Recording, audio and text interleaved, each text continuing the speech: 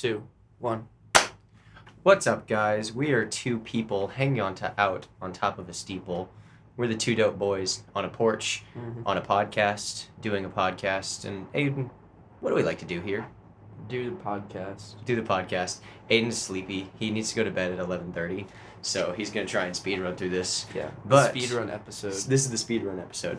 What we like to do on this show is we take an album, 2 albums actually, every single week. One's going to be a new release from the year that we're recording this in, and we're going to listen to it, mull it over, give our thoughts on it. And the second one is from a randomly selected genre on Rate Your Music. And then we kind of pick a random album from that genre, and we, again, mull it over, give it our thoughts. Yep. Yeah, do all that. Aiden, how are you feeling tonight? Pretty good. Pretty sleepy. But, I dropped mine. ready to start the week off. Yeah. So I'm feeling prepared. Spirit of God flowing through you? Yeah, something like that. Something like that, yeah. Yeah. That's So, good. I feel like that's what you want. Yeah, we kind of teased this one in the last couple episodes. Yeah. We mentioned the random album we got because it was quite the endeavor. Yeah, this is a multi-episode plot line. Yeah. This has been happening for this is the culminating episode in this, what do we want to call the Natural Snow Buildings endeavor? Yeah. Yeah. So, I guess we'll just get right into it. The album we selected a couple weeks ago now was from the genre Dark Ambient, and we selected Natural Snow Buildings' Daughter of Darkness from 2009, which some to consider to be Natural Snow Buildings' seminal release, one of their most defining works. And the reason it took us so long to get through this record is because it was 7 hours and 20 minutes long. I picked this one. I like Natural Snow Buildings a lot, and I had not heard this record, and I kind of thought it would be a fun challenge to do. And I was also thinking, when else am I going to make myself listen to this if not for the podcast? And it seemed like a good time. Yeah, it was a good record. Good record. So, Natural Snow Buildings is a French duo. I don't know if they're still active. They haven't released a record since 2016, but I didn't see anywhere that they had broken up. But their names are Mehdi Amzian and Solange Galarte. And they met in university in Paris in 1997 and started recording music in 1998. One of them is a classically trained musician. I don't remember which one. And the other plays a little bit of guitar. And they kind of just fuck around on tapes. And they just have a really cool thing going. They release their music in very limited quantities. A lot of their stuff is not on streaming. Their physical copies of their records are very rare. For example, this one is one of their more easier to find records, and it still only has 500 CDs. I think only 300 vinyl albums that were ever created, because they're very big on hand creating their own stuff and making it sustainable and whatnot. But yeah, they do a very cool style of post-rock that's kind of more focused on psychedelic folk music and drone rock. And yeah, that's about it. So, Aidan, what'd you think of this gargantuan record? Yeah, it was solid. I don't think either of us have a ton of super interesting thoughts on this record, because it's kind of it's one big texture throughout the whole thing. But it's a nice record to have on in the background with whatever you're doing. It kind of just enhanced my walks to class, just enhanced my day. Yeah.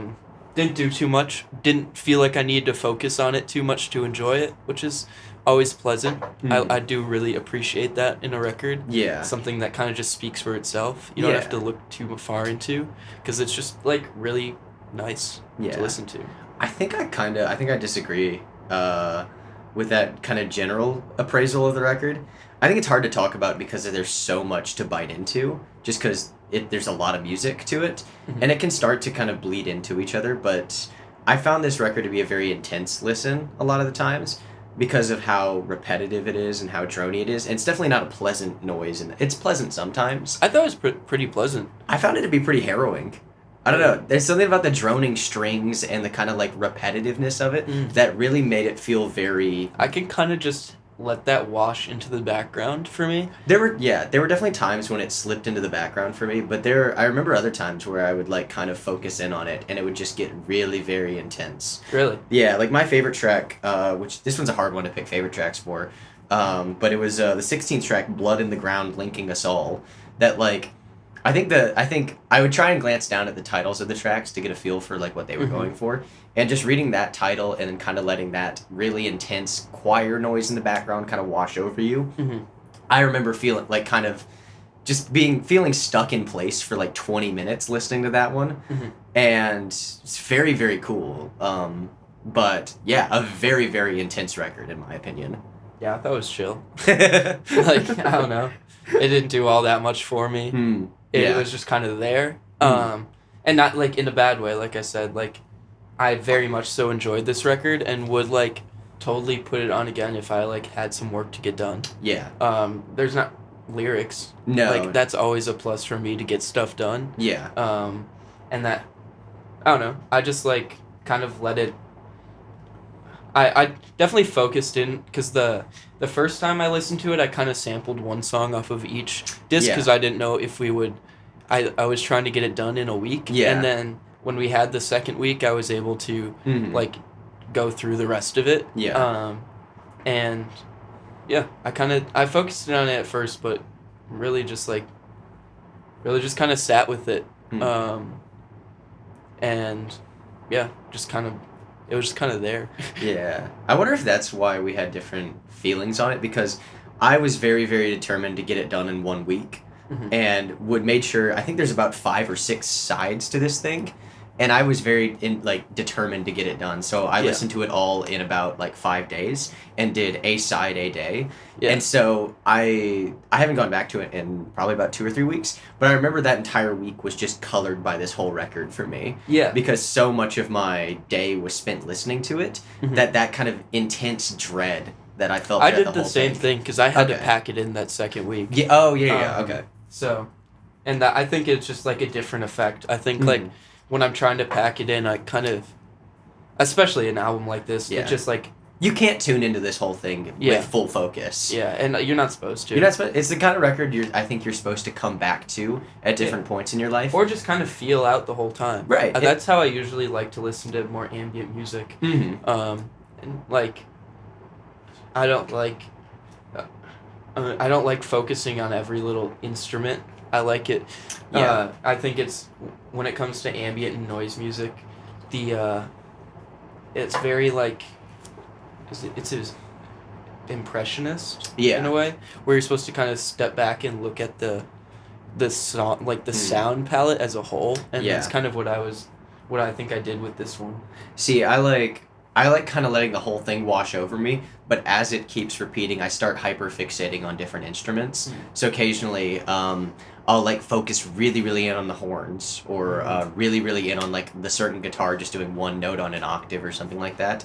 And that's one of the reasons why this is one of my favorite genres. I think there's so much to come back to, and like you can either just have it wash over you in the background, or you can just kind of like close your eyes and just really focus in on something. It's very meditative in that way. And I think this album is top of the line in the ambient drone genre. Like, it's pretty good. I think it's hard. Like, it's a daunting record. It's very self-indulgent. Like, to make a 7-hour, 20-minute record is a very, like, you gotta think pretty highly of yourself to be able to like compile that. But I think it's very clearly worth it. I think it is top of the line texture-wise, instrumentation-wise, and they're clearly doing something that nobody else is really doing or has done before. What's your little rating on this bad boy? This one's like a very big thumbs up, and I would recommend this one just because. I need to look at the track list to figure out what my favorite track was. I don't think you have to pull out a favorite one. I have the track list somewhere in disc 2 or 3. I think 3 was my favorite disc. Okay, that would have been like Her Face Is Not Her Real Face around there. Yeah. I really liked Satanic Demona parts 1 and 2. That one was really good. They were really good. Yeah. That one had like the funky beat kind of to it, right? Yeah. Oh man, it's one of those records that I would recommend. Maybe if it's not your thing, I wouldn't check it out. But if you're into this kind of music, you're not going to get this kind of experience from anything else, I would say. What'd you rate it? I gave it a 3. 3? I've just feel like I've heard stuff that I enjoy more from this style of, like, this kind of genre. Fair. I guess I'll shout out Villa Vedetta. That feels just completely uncomparable to me, though. In terms of just, like, a sound palette. that's my shout out if you want to listen to like cool ambient shit. I mean, that's just a great project. I just don't think they're like related in any way. But yeah, it's a 3. It's fine. Whatever. I'll give it like I'd say sample, like, because I think there's a lot of sounds that can appeal to a lot of people on this album. Mm-hmm. So I'd say check out a couple tracks, and if it sticks with you, maybe like listen to the disc that really stuck out, or like if you feel inclined to take on the listening to this whole thing, it's a good listen. Yeah, like, it's worth the 7.5 hours you put into it. I think that's a good idea. I think the starting with one disc is a great way to go about it. Mm-hmm. And if you really fuck with it, give it the whole thing. It's a fun challenge. I'm like a person who enjoys challenging myself with this sort of thing. Well, and I looked at it as like a challenge, and then once I got to like disc 2, like halfway through disc 2, I was kind of just like happy with listening to the rest of it. Mm-hmm. So, yeah, good record. And I think the thing that this record really offers that other records won't give you is the folk influence and the kind of like medieval style instrumentation that kind of colors the whole thing. Mm-hmm. That's kind of Natural Snow Building's calling card in a lot of ways, and I haven't really heard anybody else doing stuff like this. So yeah. All right, our next record is a very, very big vibe switch, as anything would be from Natural Snow Buildings, but it's the new FKA Twigs record. It's EUSEXUA. Mm-hmm. It's the one. It's the good one. It's a good record.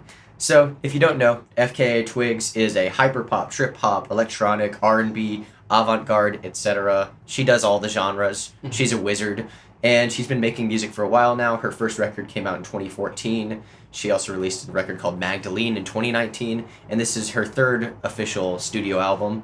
Mm-hmm. FKA Twigs has been around for a while. She was a backup dancer for a lot of prominent artists. Her real name is Talia Barnett.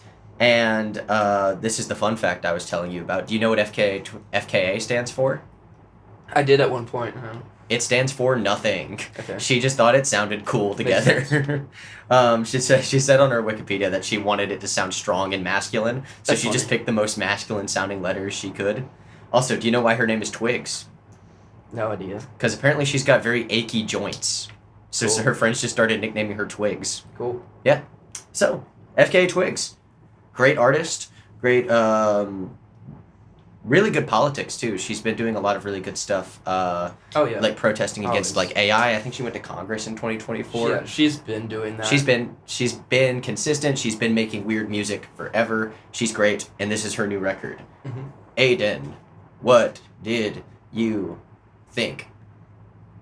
It's really good. Really good. It's like one of the best releases of this year so far, if not the best. Mm-hmm.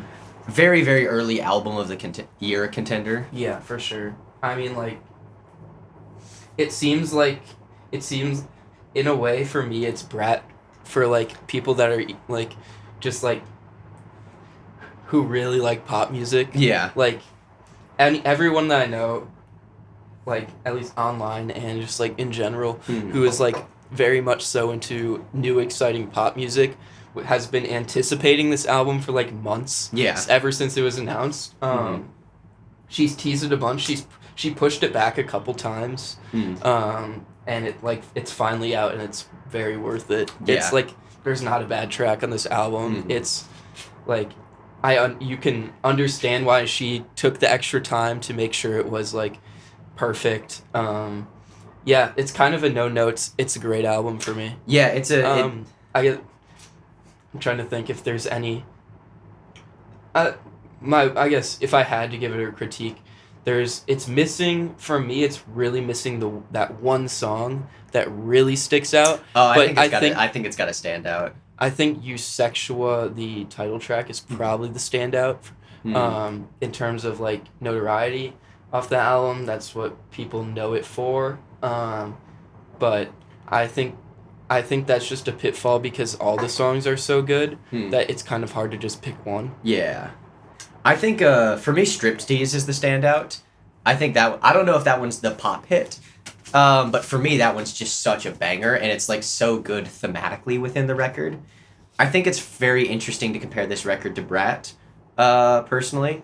I think it's going to get a lot of comparisons to that, because I think this one is going to be talked about as an album of the year contender. And I think Brat, like, in the similar genre was talked about in the same way.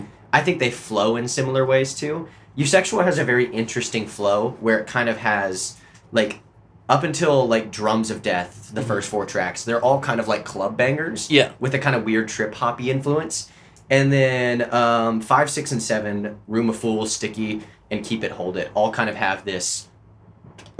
Excuse me. Sorry, EUSEXUA. They get more glitch poppy. Yeah, and they're a little bit more ballady too. Yeah. I'd say. And then you have Childlike Things, which is a very, very fun song with a great hook. And then you have Striptease, which is just such a banger.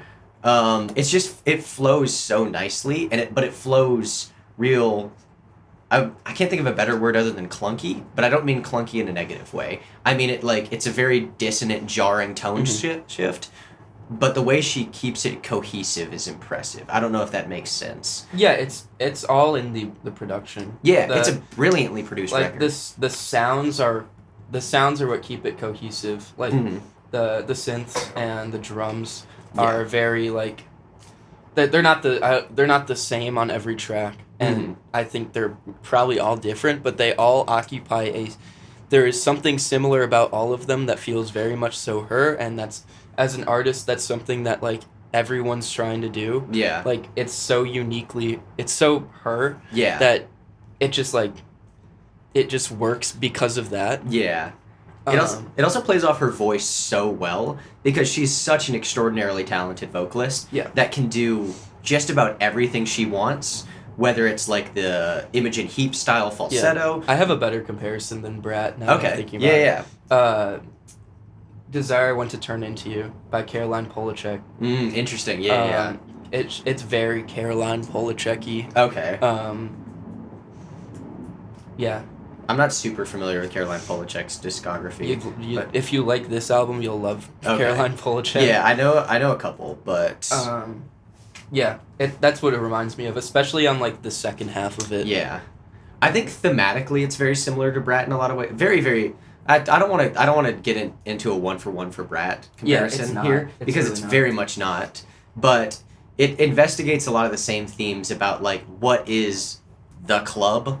What is this kind of like, why do we go here? Why do we kind of like all mash our bodies against each other? And I mean, FKA Twigs writes about it as beautifully as just about anybody's ever written about it. That reason, that like wanting to go out with strangers and just kind of put on a mask for a night. And the kind of like beauty of that, and also the weirdness of that, and also the kind of desire to be known, all kind of coalesces very beautifully in her lyrics. Actually, I know, because I listened to an interview with her, the main theme actually is sexuality. Yeah. Just like openness about sexuality. It's why she did her hair that way. Yeah. On the album cover, it's riddled throughout all of the songs. They all speak of just like sexual experience and just like kind of a almost counterculture of sexual experience that's like where that's the best way I can explain it. She watch interviews with her about this album. She explains it way more elegantly than I can. Absolutely, yeah. I think there's like I'm gonna try and do a little bit of wording how I kind of interpreted the sexuality, but definitely check out her interviews too. She's much smarter than we are.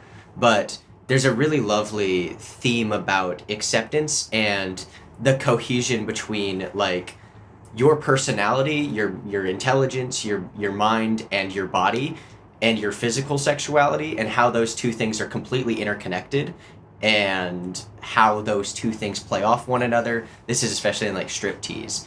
And I don't know, there's a lot of it that you can just feel lyrically, but she conveys it so well through the music and through the sounds too. Yeah. And it's just it's such a great record. It's plays off trip hop really well, and it just feels really, really important, even off a first listen. Yeah. It's such a great record. Yeah, what'd you give this one? You forgot the favorite track. Favorite track? Oh, yeah. My favorite track is, I have it pulled up right here. It's between Drums of Death and it's Perfect Stranger. Yeah, Perfect Stranger's great. My favorite. I'm picking Striptease as my favorite, but also as an honorable mention, the last 20 seconds of Keep It, Hold It. Where, do you remember that part? Keep It, Hold It is the one that's like a ballad. No, I didn't add either of those to my playlist. Ooh. I didn't love either of those. So Keep It Hold It was a ballad, and then the last 20 seconds it turns into a noise track. It's so loud. I did. Yeah, I remember. It's so loud, and it cool. like jump scared me while I was walking. It's absolutely sick. I do remember Striptease. That one's very good. Striptease is good, yeah. But I gave this record this is like an easy thumbs up, trending best maybe. Once I get a little bit more acquainted with it, it's such a fantastic record, and it's a really, really exciting release. Yeah, it's a 4.5, trending 5 for me. Yeah, this is an undeniably great record, and an absolutely essential listen if you're into pop music. Yeah. All right. Our favorite. Man, we're humming. Oh yeah, I recommend it. What do you think about the Dodgers signing Roki Saki? I don't care. No, I think it's very interesting that they added a Japanese pitcher like that, kind of in the same vein. In the same vein as Yoshinobu Yamamoto. They paid him a bunch of money again, and it kind of just seems like the Dodgers are going to be perennially at the top of page 99. In Love with an Apparition. Yeah, it should have like a little pig. This is Jack's tracks. We're doing it. We're no longer talking about the Dodgers. My track is called In Love with an Apparition by Page 99. Page 99 is an absolutely iconic screamo band from the early 2000s. Page 99 later morphed into Pygmy Lush, which is a great folk group. Page 99's sick. They were known for their incredibly intense live shows, where their band, the lineup, I believe, let me see if I can get this right, they would have 2 vocalists on stage, 4 guitarists, 2 drummers, and 2 bassists. And so the stage would just be crowded. They would all face each other in a huddle, and the crowd would just throw balloon animals at them the whole time. And yeah, they're great, absolutely iconic. They, along with a couple other bands like Seisha, founded screamo as we know it today. So this is In Love with an Apparition. Let's check it out.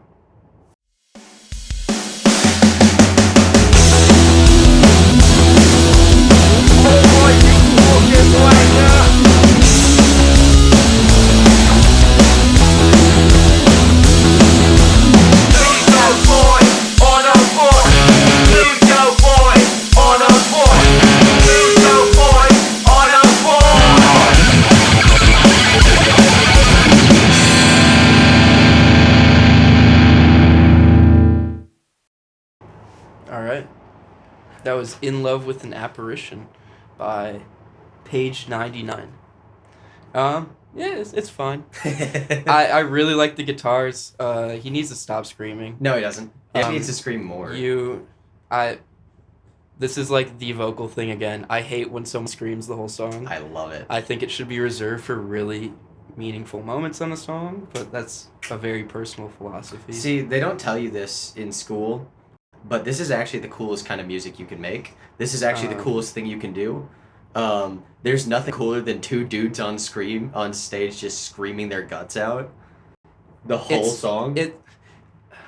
I don't know, when it got to like the 1:30 mark, I really liked it. Yeah. I loved that vocal, and then he was just screaming in the back, and I was like, stop. That's sick. I want to listen. So sick. No. I was like, I want to listen to what he's saying. Please just stop. No, you don't. No, you don't. And then at the end, the scream, like, it's too emotional. It gets corny. No, I mean, that's kind of, there's an inherent corniness to the genre. I mean, look at the album cover. It's corny, but it's so fun. I can't do it. It's so cool. And I love the 2 dudes. Like, there's the one guy who's kind of not screaming, and the one guy who's it sounds like he's way back in the room just screaming his guts out. I love that shit. I think this is I'm gonna be so honest. It's such a good guitar riff that's just ruined by vocals. No, it's not. It is. I'm so sorry. Not at all. I'm so sorry. You've never been more wrong on the podcast. They're gonna tear you apart in the comments.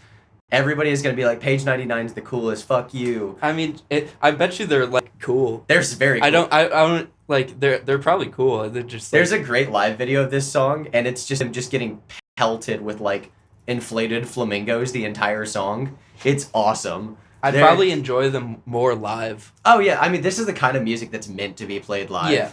But also the way this song kind of subverts the genre with like the cutout after a minute and then into the straight clean tone. Really cool. No, I think it's just the thing you've talked about this before. How like when it gets into like the like mom jeans kind of emo that you kind of start to fall off of it. This is emo you can't get into. This is where I can't get into. This is where the mom jean shit should be.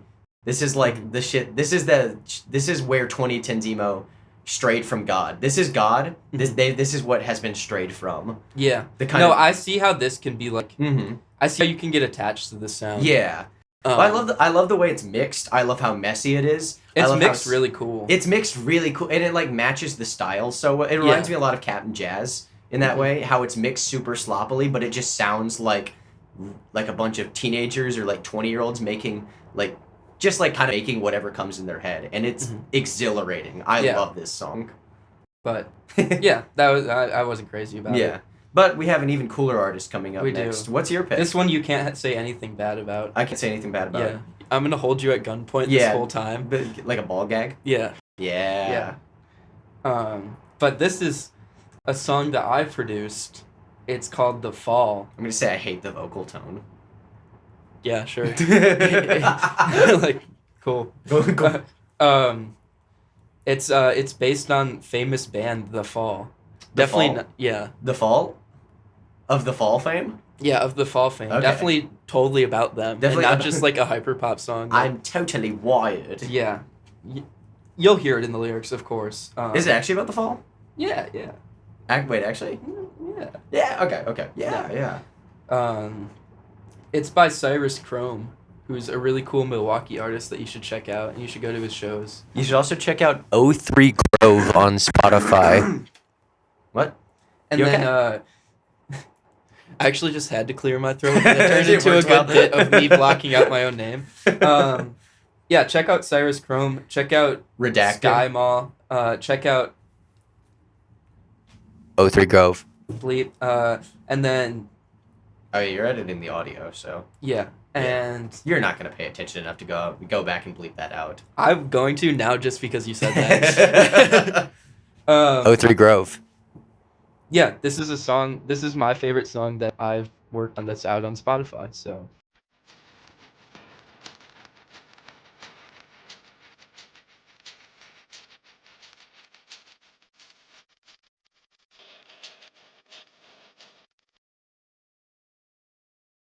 Is that you? No, it's him. I can't pick your voice out.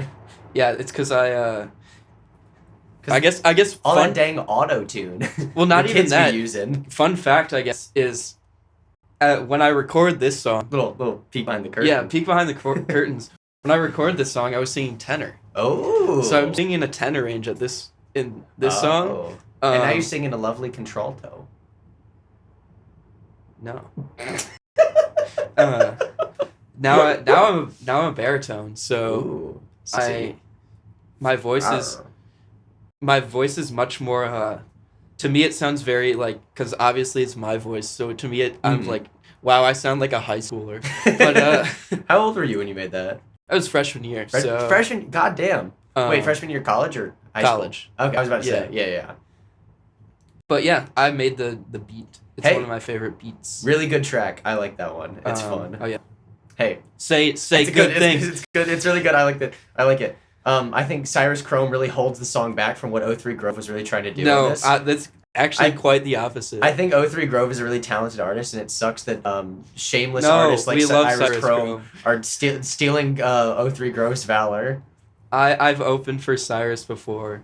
He's very nice. He seems cool. Him. He wrote a song about a 10-foot tall Ringo Starr, which I think is pretty cool, which is nice. It's called Big Star. I don't know what it's about, but I'm assuming it's about a very tall Ringo Starr. Yeah, that's exactly what it's about. Cool. Yeah, this is a very cool track, referencing a very good post-punk band from the 80s.